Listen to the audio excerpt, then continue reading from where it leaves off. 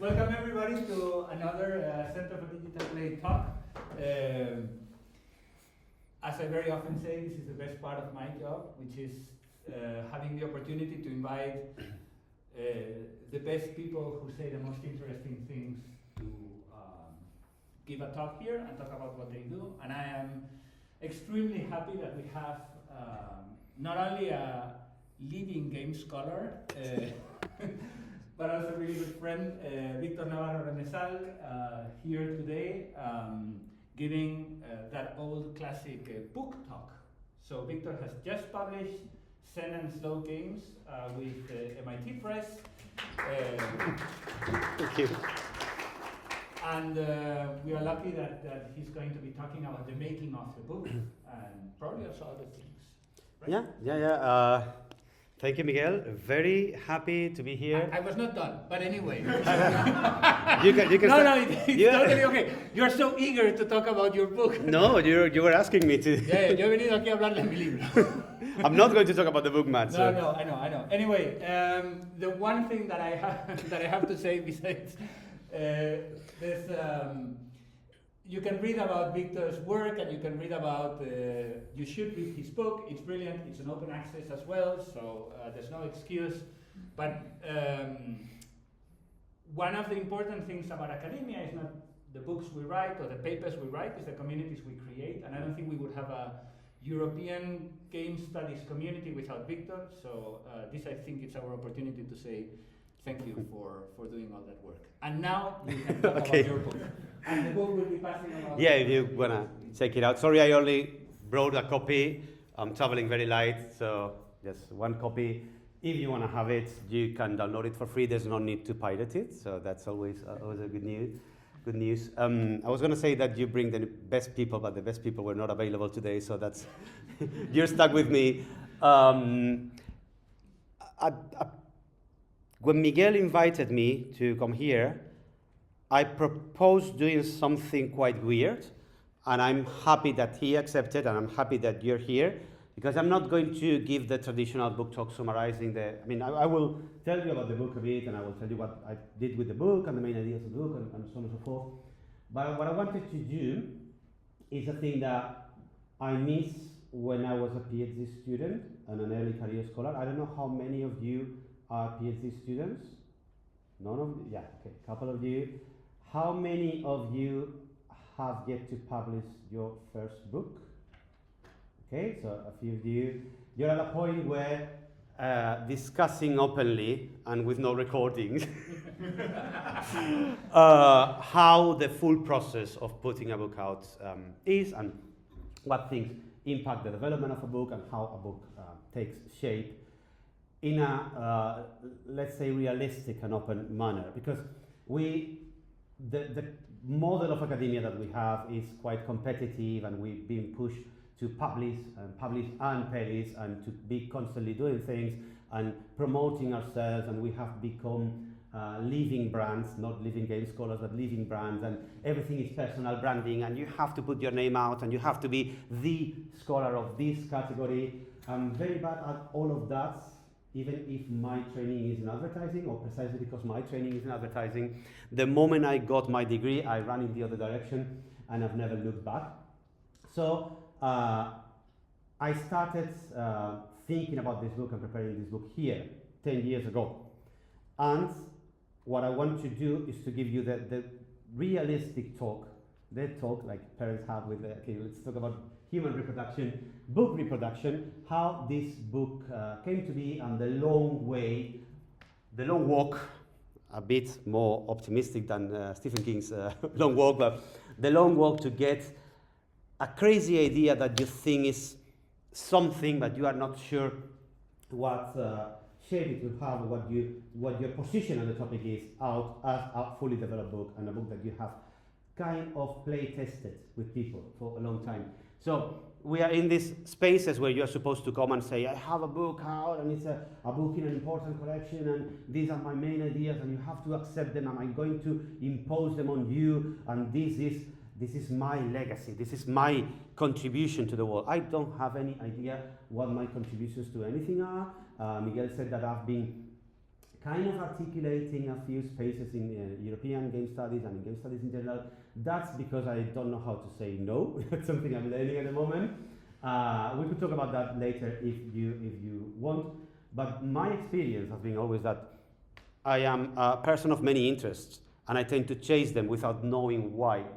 Right before this, we had a meeting, a very generous meeting, discussing the work in progress of my next idea, maybe my next book, maybe my new project, the project I want to use to get some funding and to continue to work in academia with the possibility to travel to places and buy books and stuff like that. But this is something that we are kind of prevented from doing. Like, you should not go out and say, I hesitated with this, I was not fully sure about this was very difficult to conceptualize, this chapter was a struggle, and I hope that the result makes sense, and I hope that the book is useful.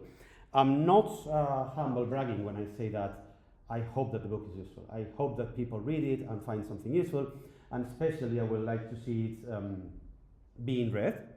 And if it gets referenced, I would love to see how people expand on the ideas and even criticize them and add new things that I couldn't see at the moment I was writing, because you know that we only read papers and books when we have to write our own papers and books. So we do that to hunt citations, but I would like to see it being kind of torn apart. The book is not mine now, I have finished this. I'm going to explain that at some point I decided not to write any paper about it, so it's been a long process with talks and conversations with friends and presentations, informal and formal presentations where I presented every idea that I had. What I had to say is on the book, and again I will summarize the main ideas, but right now the contribution I can make to this place is going back in time and showing you the 10 years that brought me here, okay? Especially because this is where all started, and this is where I could have this kind of conversations. This is where I could come and talk to Susana. I was here for 3 months in 2015 with Susana Tosca as my host. I had very long conversations with Hajo, with Espen, and they gave me very good feedback that they were not professionally forced to give me, and they were not professionally forced to listen to me, and all of that contributed to a book that I think is kind of the result of collective intelligence, which should be the endeavor of academia, but it's not normally how things happen. By the way, the dog is not mine. I asked people to send me pictures of the book, and this is from a friend who was a PhD student of mine, living in Mallorca. I love this dog, Aria, and she kind of approves of the book. I think she thinks that the book is delicious, although I have a surprise in the last slide. As Miguel said, the book is out, it's open access. It was very difficult even to find a title for it. I had to fight for the title, I had to fight for the cover, but it's about slowness in games in general, and the idea of slowness as an element of style. This is not the book I set out to write. This should be one of the main takeaway of this conference. I came here with an idea. I realized that people were using concepts in a very recurrent manner, and I wanted to expand my dissertation with that. And in time, I had the time and let's say the calm. Every once in a while, I had a moment of calm to think about it. I started seeing the wider and the bigger picture, and the book changed a lot. And it came out from these previous works. I normally, when I talk about this, I show this slide, and this is all. Like, yeah, this is how I found the shape of the book, okay? This is everything. What I'm going to do now is to unpack this year by year to show you the dirty work and the moments of doubt and the shitty ideas and the broken pieces that I had to discard and the things that I needed to polish to basically pass a book through the whole review system and have it approved and have the publisher see it in a good light and wanted to publish it.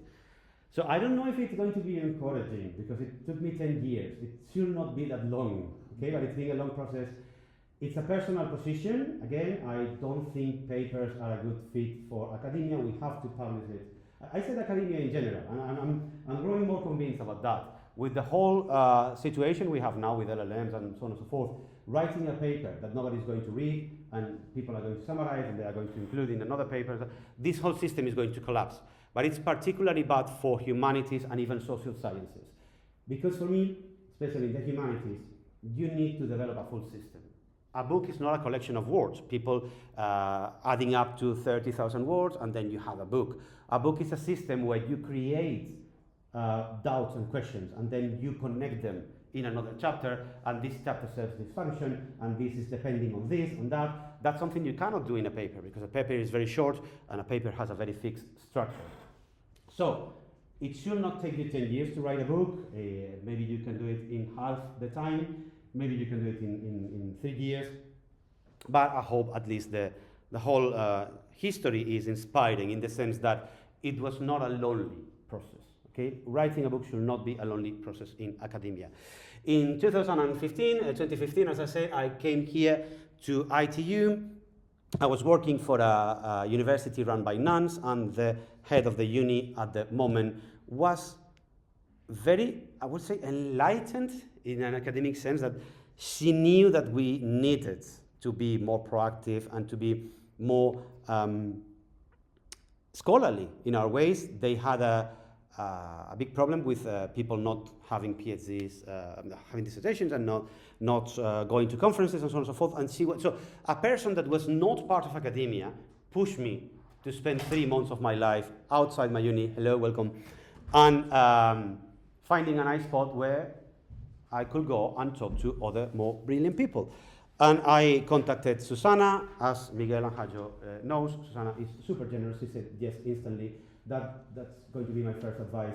Always find the right people to discuss the ideas that you have, and don't be shy and don't be protective of your ideas. I came here this morning with a collection of ideas, a set of pieces. If I write that book, it's going to be completely different from what I presented this morning in the seminar we had. But the ideas are the spark of the conversation. You need to have something to discuss.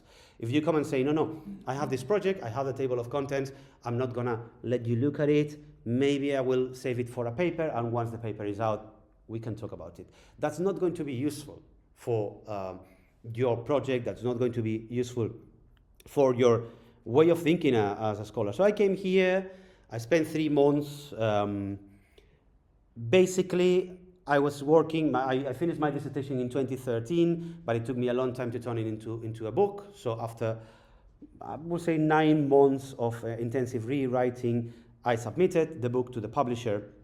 And in the meantime, I had realized, this is the book of my dissertation, by the way, and I'm about to release it in open access after 10 years. So it's going to be, it's in Spanish. It's not super useful. It's kind of a manual for game studies and game analysis, so it's a bit outdated, but it's been used as a manual in Spain quite a lot, and I'm super happy with that. But I realized that a lot of games, especially casual games, were including Zen modes. That was a constant in game design. And a Zen mode at the time was basically an easier than easy mode for people who did not want to struggle with the game, not want to have a time limit, score, and so on and so forth. So I was looking into that, and because I'm a person of many interests, and I'm very curious, and a jack of all trades and master of none, I also happen to have some training in East Asian studies. And I thought, okay, why are they using Zen? What's the connection between this? Is there any connection? Let's look into that. And Rune was organizing at the time the concerts about video games and the Video Games of Concern conference, and I submitted something super, let's say, primitive, super basic about the ethics, because I was hoping to meet Miguel. Miguel has been avoiding me for maybe 8 years. 10. No, because we met kind of a year and a half ago. So Yeah, that's so 8 years. 8 years and a half. So every time when Miguel came to Spain, I was not in Spain. When I came here, he was not here. But I was hoping to discuss ethics with him. I crossed my dissertation with ethics and Zen, and I presented something on compassion and suffering, because those were the basics and are the basics of Zen as a, not only as a religion, but as a philosophy. So the original goal was to have a second book about this and have it quick and ready in maybe 1 year, a few months, to kind of write the DLC for the book. So 10 years. There was supposed to be 10 months, but it went to be 10 years. This is the notes of what I presented. So I basically tried to formalize a system to analyze suffering in games and sources of game suffering and so on and so forth. This is not in the book. This has nothing to do with the book. This maybe someday I will go back with the things we discussed this morning. It's okay stuff, not super good. But the project was about Zen modes and the questions about applying Zen to video games. You will see that at some point I realized that those were two very different things. Zen modes had nothing to do with Zen, okay? But it took me some time to realize that, and it took me some analysis. So in 2016, I,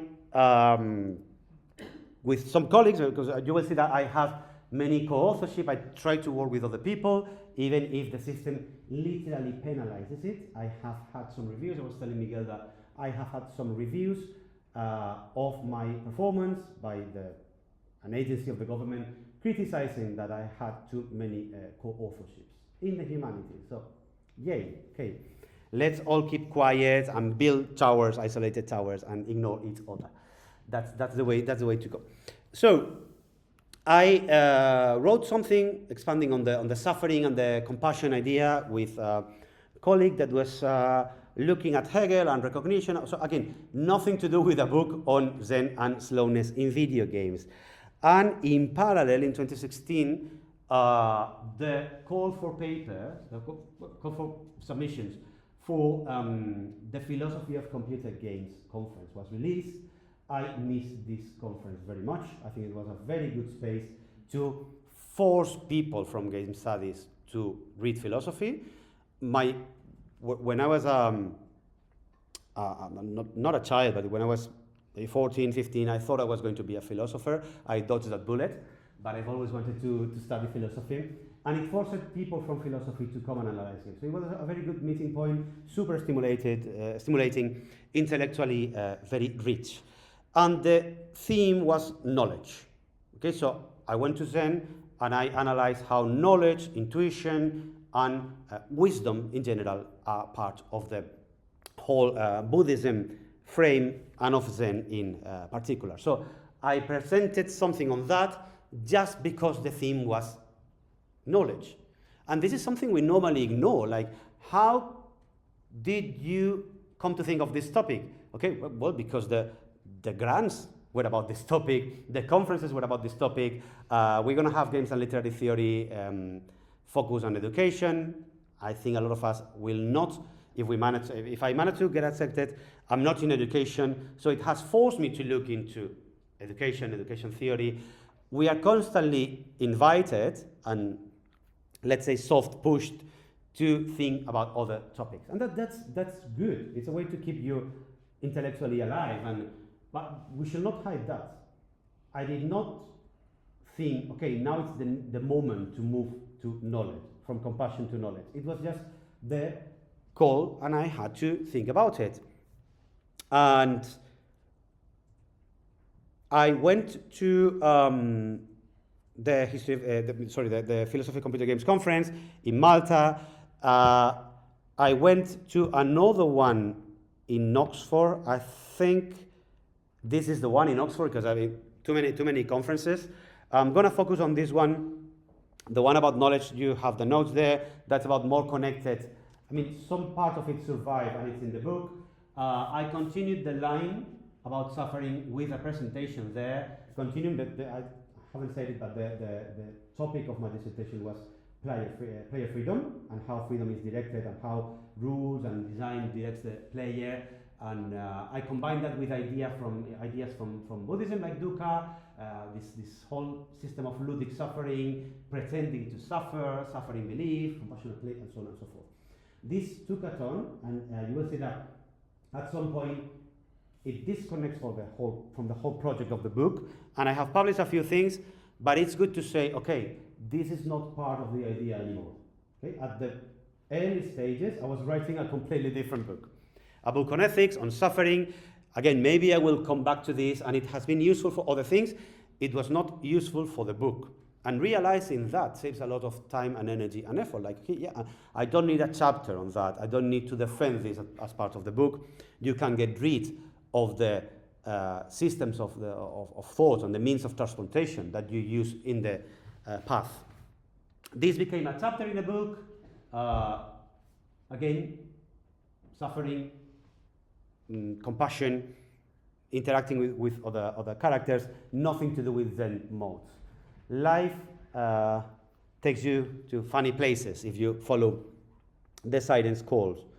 Yeah, that's the one on knowledge in Malta. What's Zen about Zen modes? This is the first time I asked the question. Like a year after I started working on this, I said, okay, I thought, let's openly ask this question and let's say critically consider that the word might be used in a way that has nothing to do with what they're selling. After that, I went to Zen aesthetics and the use of commercial use of Zen and so on and so forth, but I was basically trying to compare stuff. I had no goal, no further goal other than to compare Zen philosophy and so-called Zen video games. And I had to do so through the lens of knowledge. Is this in the book? There's a bit about intuition, there's a bit about acting, but it's very limited. It's very limited, but it was super useful to be able to cut it off. Like, yes, this is Zen, this is not Zen, and it's called Zen. So I'm gonna analyze the object, and the reference point is not going to be Zen philosophy. Okay, so I need to include a section on Zen philosophy and Zen belief, but that section is going to be dedicated to separating them. I'm not going to force the connection anymore. It was a struggle to say, since it is called Zen modes, I have to analyze it through Zen. Just realizing that the problem was in the name, what's in a name and so on and so forth, was a very good takeaway from all this process. In here, I asked the question, can there be Zen games? And the answer is kind of no, not really, or at least Zen modes are not Zen. So that was the moment I said, okay, let's cut it off and let's take a different time. I will not have done this by myself or with just a paper, because I needed to go there, present it in the open, discuss with people who were more knowledgeable about knowledge than me, and listen to them. Zen and games, when I freed them from the obligation to be about Zen, started showing themselves to me. Like, okay, this is what we are. If you analyze the design and the aesthetics and the whole project of Zen games, or so-called Zen games, they had very little to do with the moral sense of our actions. When you see a green frame, is that this is a slide from, so this is a meta PowerPoint, okay? This is a slide from the old PowerPoint, the things I presented, and comparing something like Let's Yoga and mindfulness games and so on and so forth to Zen philosophy resulted in a very clear picture. They don't need to apply any kind of moral sense of our actions to our actions, and the kind of analytical thinking of Zen is not present in so-called Zen games. So I was in a let's say limbo, at a crossroad, where they were still called Zen games, and Zen, my training in Zen and East Asian studies was not super useful, because I was kind of juggling between two very different balls. The weight was different, the shape was different. And all of a sudden I realized, because I tend to say yes to collaborations outside of academia as well, and I was writing for a very weird online magazine. An advertising agency in Barcelona wanted to create some kind of, let's say, strong cultural identity, strong cultural brand. And they called one editor, who is, for me, one of the best cultural editors in Spain, Joan Pons, and he said, they told him, bring in the people you want to read and ask them to write provocative pieces that are not going to be present, available in any other magazines, in any other cultural magazines, in any other web pages. And Joan Pons was constantly pushing us to explore weird ideas. Like, we had a weekly section on critical commentary of GIFs as a format. So that was one of the weirdest things I've done, like having to think of a GIF that I had to analyze as a painting, or as a movie, or as a music album. That was fantastic.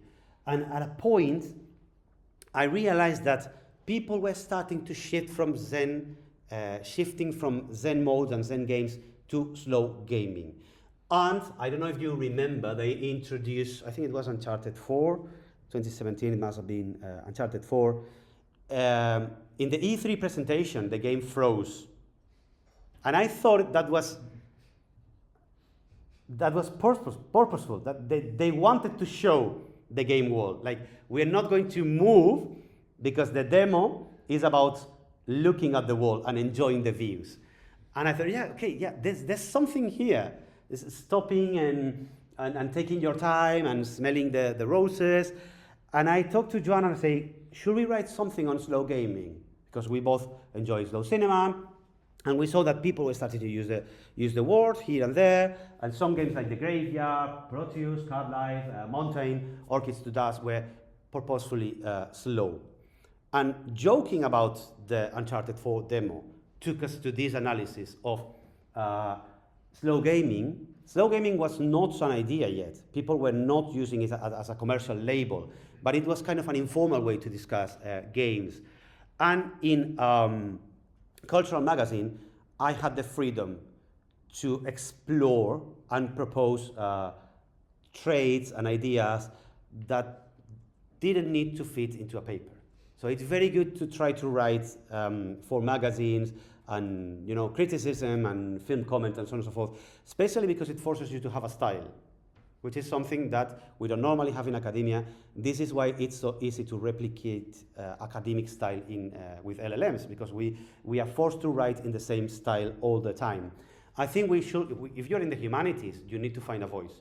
It's not about being poetic, it's about being honest about who you are and how you communicate and how you want to defend things, especially in books.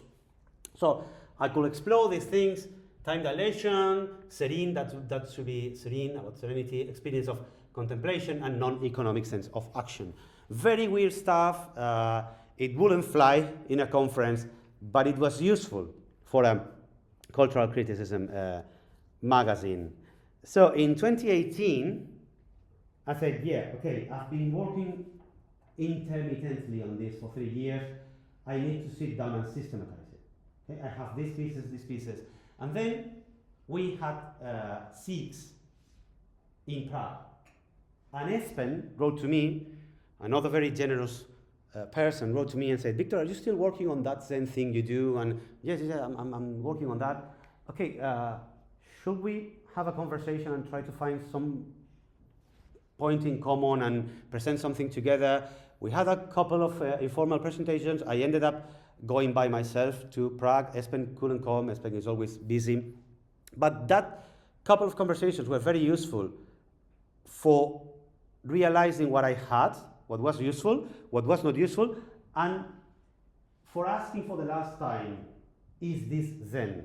This was the last time, and now with the confidence that came with knowing that those games were not Zen, and I will try to explain in the end what they actually are, but I knew that they had nothing to do with Zen, so that was the last time we could look at game design and look at it through the lens of Zen and Zen practice and so on and so forth.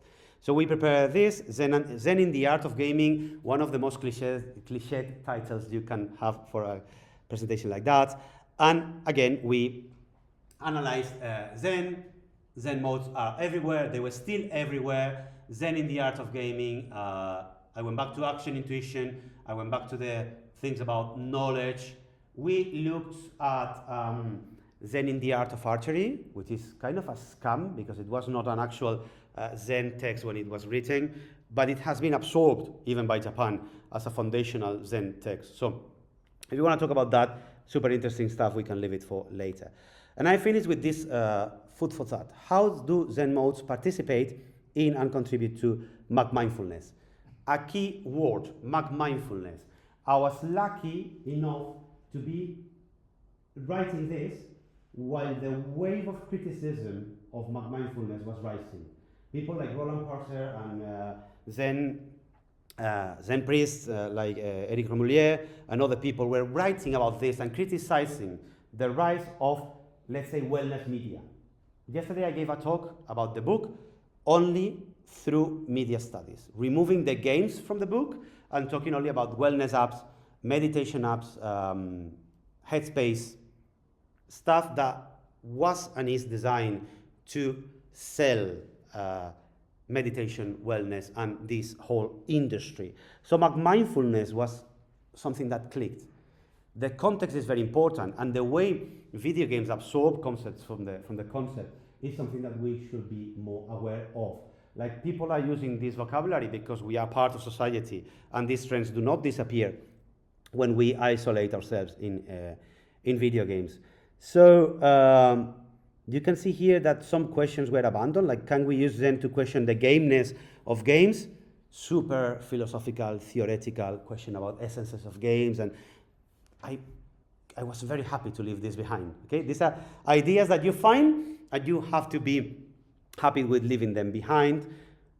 But knowing that games were participating of a wider trend with wellness apps, and the idea that Zen was something that you could apply to a product, and then the product became more appealing, was a huge relief for me, because then I could start systematizing. I used Twitter when Twitter was still usable, to kind of collect and document everything I found on the internet, every game I could find with Zen mode or Zen elements, and so on and so forth. So that very year, I wrote a very lousy Medium post, Medium, I don't know if you remember medium.com, trying to find some meaning and some sense, and to see what book I could write once the book about Zen and compassion and ethics was abandoned. Zen as in play, Zen modes in games, Zen and Buddhism as analytical tools for games. Again, that's the part I left out. Zen gaming and player practices. I was also very happy to leave player practices out, because I think the moment you start analyzing players, you need to be focused on that. Player studies, effect studies are very difficult, and you cannot just pick and mix and match whatever you find. Analyzing players is different from game analysis, textual analysis, but that was still on the cards at the moment. And I had to ask myself, why? Why am I working on this? Because, as I said, Zen modes have become a staple of the industry, and their use and abuse is ripe for cultural analysis. Zen and Buddhist thought can illuminate how games of any kind create meaning through interaction, and my first motivation was applying what I already knew of Chinese and Japanese thought to video games. Again, I was shedding my skin with that. Okay? This was still part of the project, but the first part became the main one. Why do we see this vocabulary applied to games that are more relaxing, more slow, and kind of antithetical to traditional game design, action-based game design? And here, for the first time, I connected slow gaming to Zen modes. Like, it's kind of the same. And many games, like Journey, were being described simultaneously as Zen games and slow games. So I had a collection, I had a system, I had many pieces. They were not forming a full package, let's say, but I was ready to present everything I had in a longer form.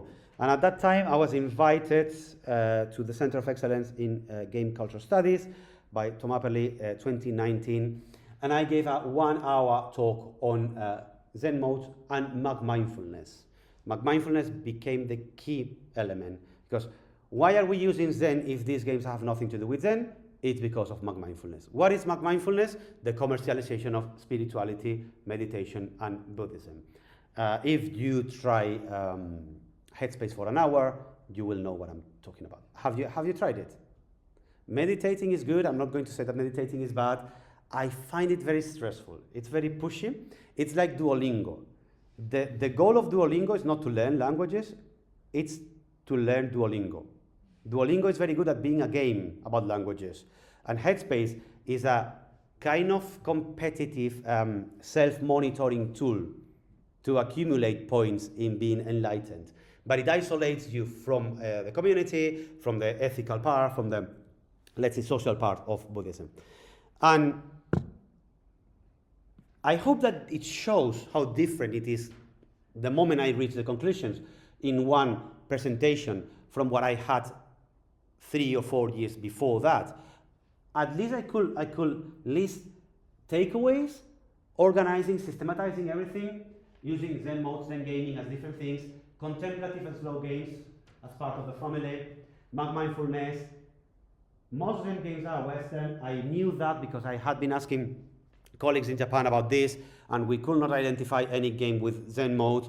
There were Buddhist games, but they were about running a monastery, or running or performing as a priest, or participating in rituals in society. So super different from that. I started looking into the idea of Japaneseness. By the way, the year after this, I was contacted by Japan Foundation. I have been curating a cycle about Japanese video games with the Spanish branch of Japan Foundation, and I separated the analysis of Japaneseness into a different project. And we're going to have a book on that maybe next year. So it's good to identify the branches and say, this is not useful for this project, I'm going to save it for something else, and it's going to be a different project, a different book. I have to admit that I hate flow, because I love music games, and when I play, it's the only kind of difficulty I can tolerate in games. Puzzles are games, and music. And, sorry, every time I talk to Miguel, I have to say this aloud because it's part of the deal. I have experienced this supposed state of flow in Tetris and in music games, but I am a player of graphic adventures. I am a player of role-playing games. They are meant to put you in a position where you are stuck, and you have to stop on your tracks and think of a solution and analyze everything carefully and think about everything in detail. And the moments where you are not playing, you continue thinking about the solution. That's part of the way you play something like a graphic adventure, a text adventure, and so on and so forth. So flow has seemed to me, since we started using it, kind of an axiom that was not very useful. Turil, when I was here, because I haven't included Turil yet, this is in the next slide, she was very critical of flow. So she was moving me in the direction of being critical of this. The later parts are about Buddhism, and they were kind of losing importance, like moving to the back of the list, to the last part of the list. And in 2019, Kristin Jurgensen invited us to a book on transgression as part of the transgression aesthetics, the GTA project, Games and Transgressive Aesthetics. And Turil wrote to me and said, do you remember the conversations we had about flow and about suffering and your ideas about the ethics of Buddhism and so on and so forth? Should we write something identifying transgression as part of suffering, or suffering as an element of transgression? And we wrote together one of the weirdest things I've ever written, which was an analysis of the Miiverse and this Nintendo DS system where you, how is it called? Street Pass, where people trolled other people without getting any kind of reward. Because in Street Pass, a bit in Miiverse, but especially in Street Pass, you don't get the results of annoying other people. You cannot see other people annoyed. If you're a troll on Twitter, you can see the fruits of your very hard work in trolling other people. In Street Pass, it was just for the sake of it. And it was done in ways that were meant to maximize irritation and annoyance. So we connected that to suffering. Dukkha in Buddhism is very useful because it says that dukkha is suffering. It can be super big suffering, like enduring a genocide, or it can be small annoyances and desire. So we have dukkha everywhere, and dukkha for me is a very strong element of video games. We were talking about conflict before. I'm not fully convinced that video games have strong conflicts all the time. They always have this kind of small annoyances, small elements of suffering and design. So a very weird chapter that was not part of the Zen project, but it was the result of discarding other things. And that, for me, that's super important. Everything you do can be applied. It's the Nintendo strategy. Everything you do can be used in the future, and this is not good for this, but it can be good for another thing. In 2019, the nuns asked me to write about ecology because Francis decided that ecology was important. I cannot say how strongly I miss those days. I read Hajo's piece on eco games. I was super inspired by that. And having a pope that was leading the way in discussing the climate crisis, and people listening to that, and my boss is asking me to write about that, that was kind of a very optimistic moment in time. Like, okay, yeah, we can discuss this, and this can have an impact, an effect. So that chapter became a paper in a separate journal, and I discovered, reading mindfulness and thinking about ecologism in game, ecology, environmentalism, and so on and so forth in games, that American transcendentalism is the root of mindfulness, not Japanese Zen, not Chinese Chan, American transcendentalism, Thoreau, Walden, and that has mutated into mindfulness because it's way more libertarian, it's more individualistic, and the tenets of mindfulness are let's say, the commercial exploitation of what you can read in Walden. So transcendentalism came from eco games, because I included Walden, a game, and so on and so forth here. But it was something I could take back to the book. Like, okay, yeah, I can see something here, and many slow games fit into this category, so I can connect the pieces. The pandemic came, another online magazine, that one of the kind of the mid-state publishing places that people try to set up that were not fully academic and not fully popular, invited me to write something about that, and I went back to slow gaming. Notice how I abandoned Zen and slow gaming became the main element. And again, something for the general reader where I was not forced to run through a peer review, but this was super review. Before sending it, I sent it to, before publishing it, I sent it to a lot of friends, very critical friends. I deleted some parts, I improved some others. So you can have other systems, or other ways of reviewing your stuff. And again, for me, the transcendentalist element was bridging many types of games. I published my book with, I promised to speed up, but the early days were a bit more intense. I published my book with a publisher called Shangri-La, a very weird, romantic, idealistic guy who has a publisher on the side. I still don't know the main source of income of this guy. He's retired now, but he wanted to have, he's not from academia, he wanted to have a space for scholars to publish things that people could read. Affordable prices, nice books, and he kept receiving proposals for game studies books. And since that was the first book published on game studies in the collection, he kept sending them to me.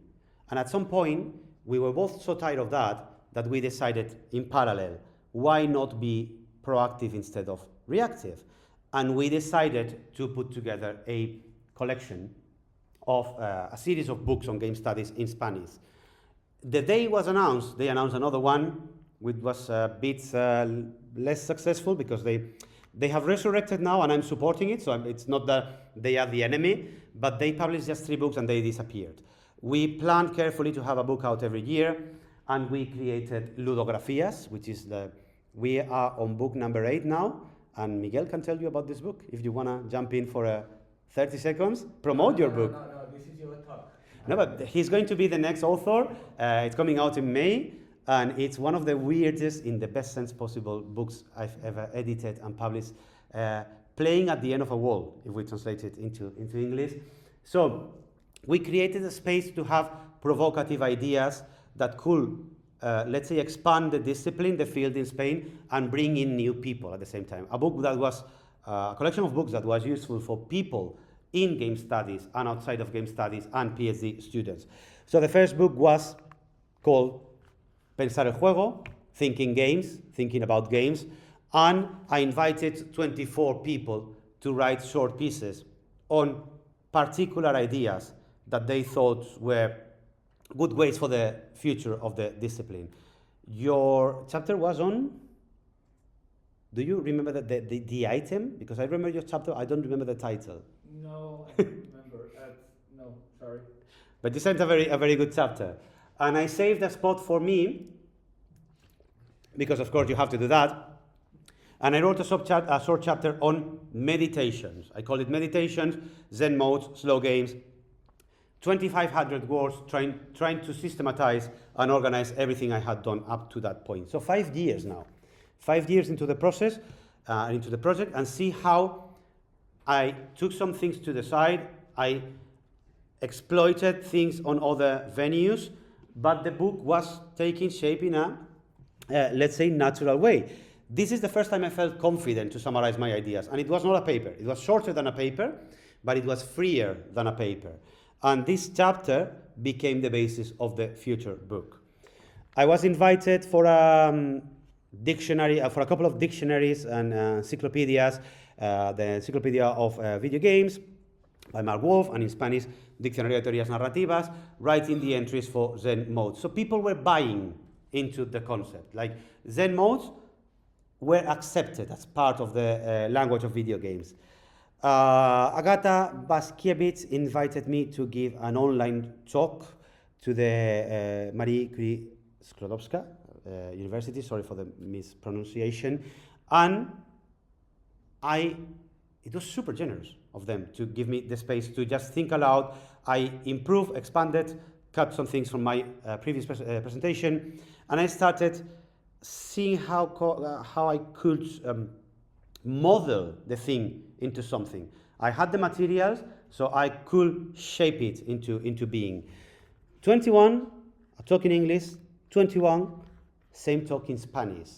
So I was lucky enough to get the reaction from two very different audiences, from two fields of game studies, Poland and Spain. Video game students from Spain, and students have always, I hate that cliche of learning more from students than you teach them, but they're always very good sparring partners in a way, because they ask the questions that nobody dares to ask, like, how is this something? How does this fit together? I don't understand this, I love this game, you are not including this game, and this game does that, and so on and so forth. So I was fine-tuning the thing. This was for a very short conference. So it was the same presentation, but only 20 minutes, invited by Daniel Muriel. At this point, I realized, okay, now I have something. Agata told me the book made sense, and Daniel Muriel liked what I presented. The people in the audience were responding well. There were some game designers in the audience. So I realized, okay, now I can pitch the book. 2015, my idea was to write the book in 10 months. 2021, I'm pitching the book to Playful Thinking. How do you pitch a book? You find the editor and you say, I want to pitch a book. There's no other secret. I receive a lot of pitches. I try to reply to all of them in time and politely. We have the capacity to publish very few books, so it's one a year. I have to reject a lot of people. You have to be careful with that. But pitching a book is simple. Just find the right person. They normally have their contact in the collection website, and you just pitch your idea. And it's very good to ask for the template of pitches. Like, what do you need to understand what I want to do, because every collection is going to have different reviewers and different systems. And my first table of contents is this. First big decision, 3 stages. I realized, and I moved to a different uni at this moment, and I got to teach the history module. I've been a history teacher since 2021, and that took me to the History of Games conference and the president. Now I wanted to keep a low profile, and they kind of suggested I could be the president of that. So yeah, again, take the path that you find. 3 stages. Zen was a state, Slow was a state, and I realized that in every presentation, the section dedicated to games before the Casual Revolution was growing more and more and more and more, because the game design elements that the Zen modes and Zen games and Slow games were using were not new. Nothing is ever truly new. So I was expanding that part, it became a full chapter, and with that in mind, I took the new version to a different uni, Jaume I in Castelló, invited by one of my PhD students and one of my closest collaborators, Marta Martin. So yeah, it's good to mix with different people, and PhD students can contribute and they can force you to think about your projects. I try to run my things through my PhD students because they can tell you, I don't understand this.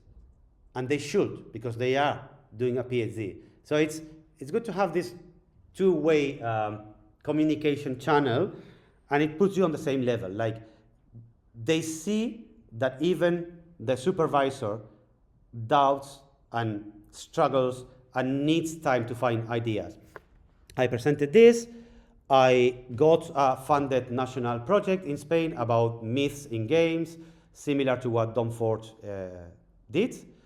In fact, I always say that the moment we got the grant, Don Ford submitted his dissertation, so it was terrible timing, because we didn't know about the dissertation and he didn't know about the project. We tried to bridge those 2 projects later, and we have been talking, and I'm very fond of Dom. But we got that project. With that, I got funding to spend 3 months in Kyoto with Martin Roth, and Stefano came there, organized a separate conference with Martin, and they invited me to present that.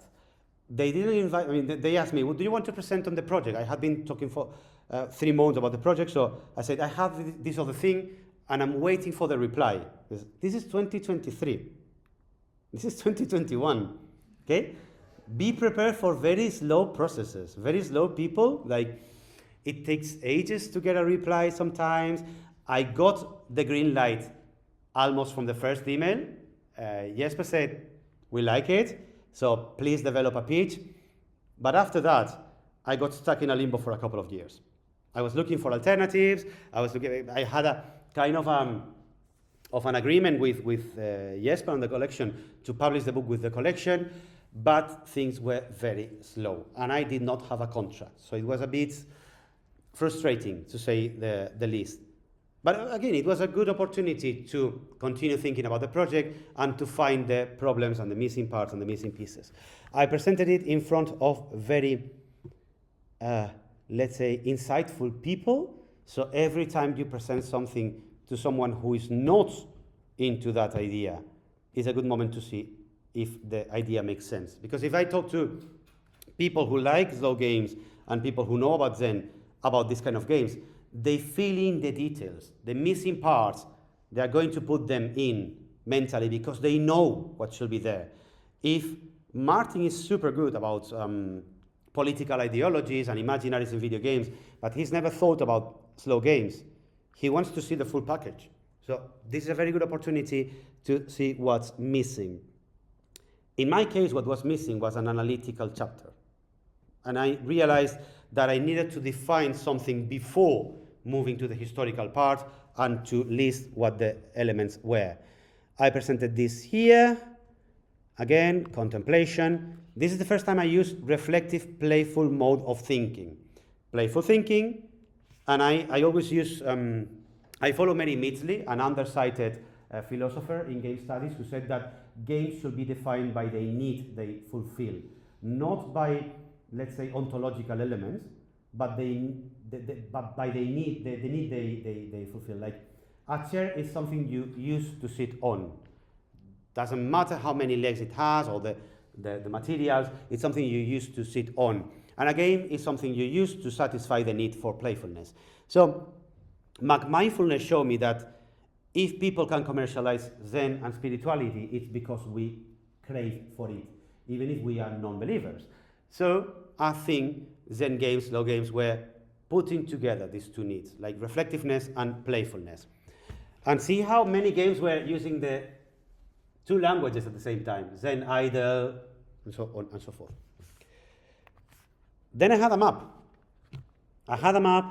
Historical map. I had an umbrella term. I could not use slow games, the same way slow cinema is called slow cinema, because it was taken. Zen is a moment in time, slow is another moment in time. So I need a new term, and I use reflective games. There's a lot of discussion on the book about the need and validity of labels. And I think that's something we need to think aloud. I got a contract in 2023. 2 years later, I finally got an email from Noah sending me the contract to sign. And this is a terrible spot to be in, because you need to write the book. And the book has changed. So I finished the pitch, I took the pitch, I finished the plan.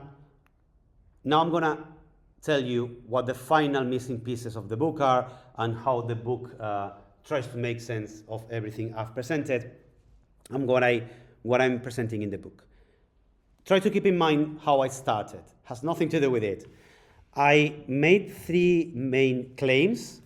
One, coming from the perspective of history, that video games have always been slow. This is not to say that every video game has always been slow, but that slowness has been an element of game culture and game design since the early days of the medium. 2, that video games have been slow in different ways at different times. It's one thing to say this is an element of games and playfulness and even board games, analog games. It's another thing to say this is a historical and unchanging. The same needs result in different types of games and practices in different social contexts. Because if you have mindfulness, people are going to mix it with mindfulness. If you have the slow movement, which is a more, let's say, politically active movement, people are going to use it in a different way. And the third main argument was that the vocabulary of slowness was a reflection, a reaction, and a participation in the social context. I don't know how aware you are, or if it's something that I'm obsessed with, but it makes no sense, of how difficult it is to put game studies into wider context. Because we needed to separate the field 25 years ago, and we said, this is new, and we are still struggling with rebuilding the bridges. And I've talked about meditation apps and slow cinema and all of that, and that's part of a bigger wave that reacts and defends human needs to in the face of bigger social problems. Video games are not alone in using Zen in the 2000s and 2010s. Video games are not alone in inventing a slow version of themselves to kind of challenge dominant strategies. So I wanted to do that, and I'm going to be quite transparent. Some of the criticisms or suggestions I received in the very useful reviews, because reviewers are very generous, they don't get paid.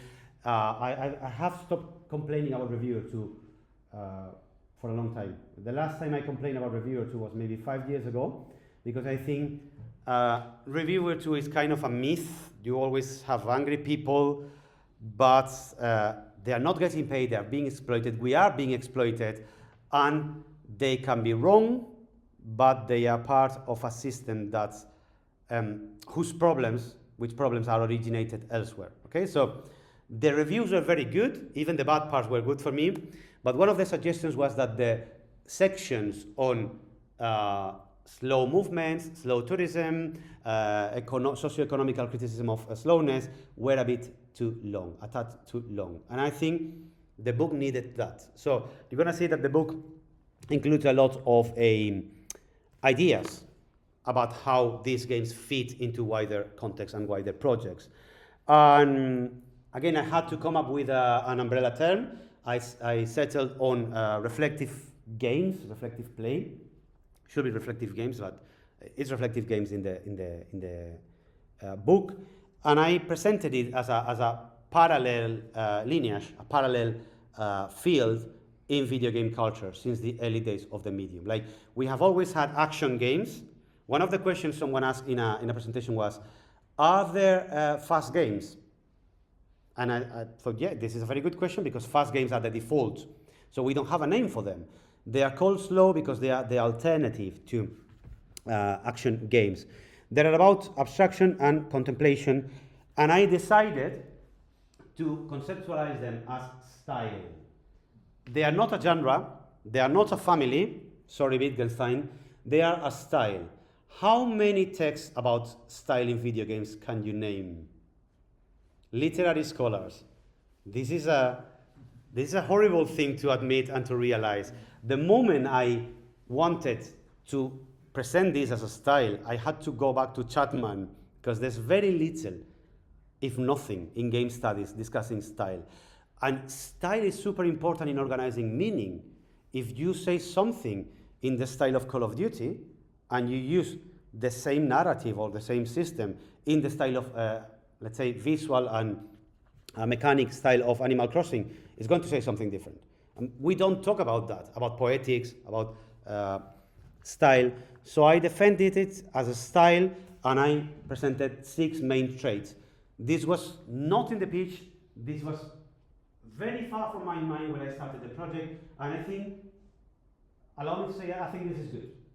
Can be discussed, can be debated, but I think it's good enough to identify what we're talking about and to, let's say, include negative elements, like they are normally designed to minimize gameplay pressure, like death, high score systems, time limits, and so on and so forth, but they also favor elements of meditation. And we lacked a vocabulary to discuss positive elements of reflective play, like exploration, like strategizing. So I needed to set this system up. And I went to literature. I went to wider cultural context. Roland Barthes, for example, The Transcendent Style in Cinema was a super important text and an inspiration to use. I decided to see it as a spectrum because it didn't make sense to present it as a binary. The moment you see it as a spectrum, you identify many games in the middle. Is Red Dead Redemption 2 a meditative, reflective game? No, it's a Western, it's a shooty game, but people like it because it accommodates many moments of reflection. It forces you to slow down, to ride the horse carefully, to camp at night. You set the camp and you camp at night. So there's a lot of games that are kind of in the middle. And the spectrum has been very good at identifying the ones that have no elements of pressure at all. Pac-Man is pure pressure. The Longing is pure meditation. Okay? The map I showed before. Every state, for example, I had to systematize what happened between the 70s and the advent of Zen modes, digital board games, adventures, art games, software toys, and non-games. In this moment in time, people could not, marketing departments could not say this game is slow, because that was poison for sales. But games like SimCity are meant to be played slowly. And they were sold as software toys. They lacked agon, they lacked conflict, and they had to be explained in a way that people could understand. And they say, this is a software toy. It has no end. When Nintendo published Nintendogs, they say, don't worry. This is not a game. This is a non-game. So you're not going to lose your masculinity if you play with your dogs. Don't worry. Your balls are not going to fall off. So, see how people try to explain in a tangential way what they were trying to do. Subtractive design with Eco, Ihatomo Monogatari, we talked about this game before, the Miyazawa Kenji game. Even Harvest Moon. Harvest Moon is a slow, cozy game before slow, cozy games were a thing, because we didn't have the vocabulary This is the second stage, Zen mode, Zen games. I hope some of them are familiar to you and you identify the things I've presented in these games. And even games that more or less playfully included Zazen, meditating, sitting meditation as a mechanic, like The Witcher, Abzu, even Cyberpunk 2077. I have to say that these stages are not airtight. Zen is still used today, but at some point, what we call Zen games, Zen modes were alternative modes of gameplay included in the game. Zen games were built from the foundations up on meditativeness and slowness. Basically, flow, Zen-bound, flower, and osmos, and then we got journey there. Journey was described as a Zen game and as a slow game at the same time. So it's kind of the bridge between one and the other. See how I had to include meditation apps, casual games, meditation as a mechanic, and so on and so forth. And then some people realized that Zen modes were starting to get to new agey and to mindfulnessy, and people started rejecting the industry with another label. The thing about labels is that they serve a function. They are not just descriptive. We use Souls-like because it's a cultural marker. It's cultural capital. You were talking about Returnal. If you call Returnal any other thing in front of someone who is a huge fan of Dark Souls, the conversation would have been very different. But the moment you include it in a package, in a label, you are talking about cultural capital, and you are talking about the function of the label. People started using slow gaming very quickly when we had some things like Journey, and we had things that were useful, but they could be taken to a more extreme position, and they needed, in a way, to be disconnected from the idea of mindfulness. This is not a tool to meditate. This is a tool to just, let's say, resist the system and resist speed and velocity. And Paul Virilio's dromology. So this is the last stage. I hesitated for some time on including idle games. I think idle games were a part of bringing walking simulators into being, and of, let's say, taking waiting as a mechanic from being just kind of a joke and into developing it into a full mechanic. Like The Longing, Shenmue, they are based on waiting. So for me, idle games were important in here. Some of them are kind of closer to slow games. Some of them are a bit more exploitative because they force you to wait, and you can pay to avoid waiting. Then waiting will not be a mechanic, it will be a punishment. But notice how slow gaming started to be labeled with games that were titled a slow something, a slow year. Then you have the starting event of slow cinema in England, as slow as possible, the AV festival. Some artists started experimenting with slowness, like Isaac Bertrand's Slow Games. Mountain was sold as a kind of slow games that force you to experience time. And then we have manifestos. And I'm going to close with this, the Slow Games Movement Manifesto. And then Arthur Ganchiniec, coming from AAA game design, wrote in praise of slow games. And that was central in Wanderlust and in the marketing of Wanderlust. You have a game that on the Steam page says, introducing slow gaming, and this game is good because this game is slow. So it's kind of a more, let's say, political program. And this is where we are. Zen is still used a lot. If you have a Playdate, a lot of the games on Playdate have Zen modes.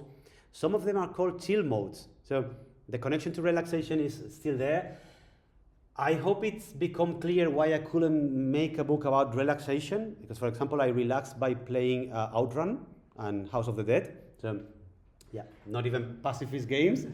And some of these games are not relaxing at all. Some of these games are horror games. Some Silent Hill games.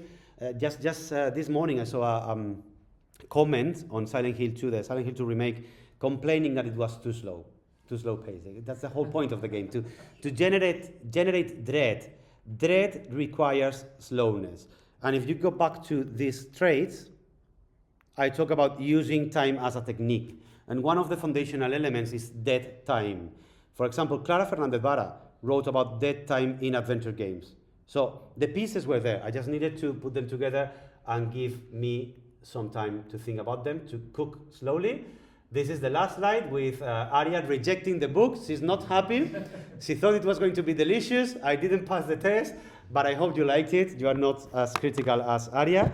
And now I think we have time for some questions. Thank you very much for bearing with me. Thank